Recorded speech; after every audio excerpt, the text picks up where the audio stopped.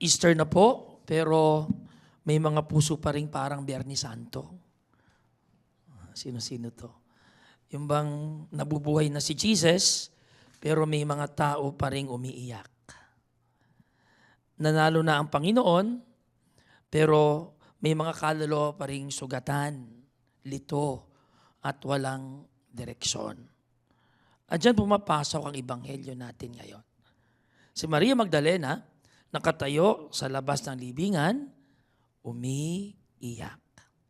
Take note dito empty na ang tomb. Tandaan ng resurrection. Pero umiiyak pa rin siya. Bakit? Kasi minsan, kahit may himala na sa harap natin, hindi agad ito nakikilala ng puso nating sugatan. Mga kapatid, di ba totoo yan?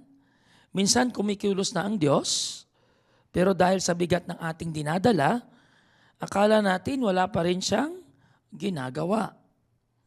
Minsan, sumasagot na ang Diyos, pero dahil puno ng luha, hindi natin agad siya nakikilala. Akala ni Maria, hardinero lang si Jesus. Nasa harap na niya ang muling nabuhay na Panginoon, pero hindi niya nakilala. At ilan sa atin ang ganyan din. Naroon na si Lord sa pamilya mo, hindi mo pa lang nakikita. Naroon na si Lord sa pagsubok mo, hindi mo lang nararamdaman. Naroon na si Lord sa gitna ng pagkawala, kabiguan at pagod, pero dahil umiiyak ka, dahil wasak ka, dahil drained ka, akala mo hardinero lang. Hindi mo alam. Si Jesus na pala iyon. Pero napakaganda ng turning point ng Ebanghelyo.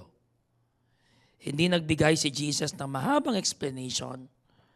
Hindi niya agad ipinaliwanag ang theology of the resurrection. Tinawag lang niya ang pangalan niya, Mary. Isang salita, isang pagtawag, isang personal na pagbanggit ng pangalan. At sa sandaling iyon, nagbago ang lahat. Mga kapatid, huwag nating kalimutan ito.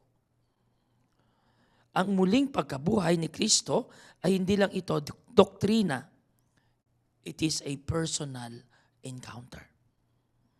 Ito ay personal encounter. Hindi lang ito balita na buhay si Jesus.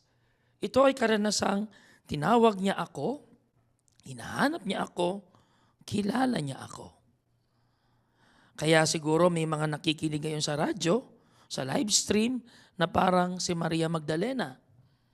Umiiyak pa rin, nagluluksa pa rin, nasasaktan pa rin, nawawalan ng gana, o tahimik na may pasan na pasang krus. Pakinggan mo ito kung ikaw yon. Tawag ka rin ng Diyos Jesus sa pangalan mo.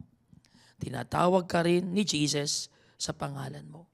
Hindi ka niya tinatawag bilang masa, hindi ka niya tinatawag bilang crowd, hindi ka niya tinatawag bilang anonymous listener. Tinatawag ka niya sa pangalan mo. At kapag tinawag ka ni Jesus, hindi ka naman nananatiling nakakulong sa iyak. Hindi ka naman nananatiling bihag ng dilim. Hindi ka mananatiling bilanggo ng nakaraan. Sa unang pagbasa naman, nakita natin si Pedro. Noong araw ng Passion, si Pedro ay takot, mahina, at nagkaila. Pero ngayon, dahil muling nabuhay si Jesus, si Pedro ay tumatayo at nangangaral ng buong tapang. God has made him both Lord and Christ, this Jesus whom you crucified. At anong nangyari sa mga tao? Sabi ng Biblia, they were cut to the heart. Tinamaan ang puso nila. Nasugatan ang konsyensya nila. At tinanong nila, what are we to do? Napakagandang tanong para sa Easter. Ngayong buhay na si Kristo, anong gagawin ko? At malinaw ang sagot ni Pedro, repent and be baptized. Sa madaling salita, magbalik loob, magpabago, magsimula muli. Mga kapatid, hindi sapat na sabihin nating, Hallelujah, risen na si Lord. Ang tunay na tanong ay, nabuhay ba si Kristo sa paraan ng pagsasalita ko? Nabuhay ba si Kristo sa ugali ko? Nabuhay ba si Kristo sa pakikitungo sa pamilya ko? Nabuhay ba si Kristo sa puso kong matagal nang malamig, sugatan, o matigas? Kasi ang Easter ay hindi lang celebration. Ito ay conversion. Easter is not just a celebration. It's a conversion. Hindi lang palakpakan. Ito ay pagbabago ng buhay. Mga kapatid, over the radio and live stream, ito ang paanyaya ng simbahan ngayong araw. Huwag kang manatili sa labas ng libingan na umiiyak. Huwag kang manatili sa dating ikaw. Huwag kang manatili sa guilt, sa shame, sa kasalanan, sa pagkapit sa patay na nakaraan. Dahil ang Panginoong muling nabuhay ay lumalapit sa iyo. At ngayon sinasabi, tinatawag kita, bumangon ka, tumingin ka, ako ito. At napakaganda rin ng huling bahagi ng Ebanghelyo. Nang makilala ni Maria si Jesus, hindi doon nagtapos ang kwento. Sinabi ni Jesus sa kanya, go to my brothers. Go to my brothers. Ibig sabihin, ang totoong nakatagpo sa muling nabuhay na Kristo, hindi nananahimik, nagiging saksi. Kaya kung totoong nakatagpo natin si Jesus, may pagbabago sa boses natin, sa pakikitungo natin, sa pananampalataya natin, sa pag-asa natin. Mga kapatid, baka ito ang Easter message na kailangan marinig ng marami ngayon. Hindi ka tinatawag ni Jesus para umiyak habang buhay sa libingan. Tinatawag ka niya para maging saksi ng buhay. Hindi para manatili sa sugat, hindi para maging tagapagdala ng kundi maging tagapagdala ng pag-asa. Hindi para mabaon sa nakaraan, kundi magpahayag, nakita ko ang Panginoon.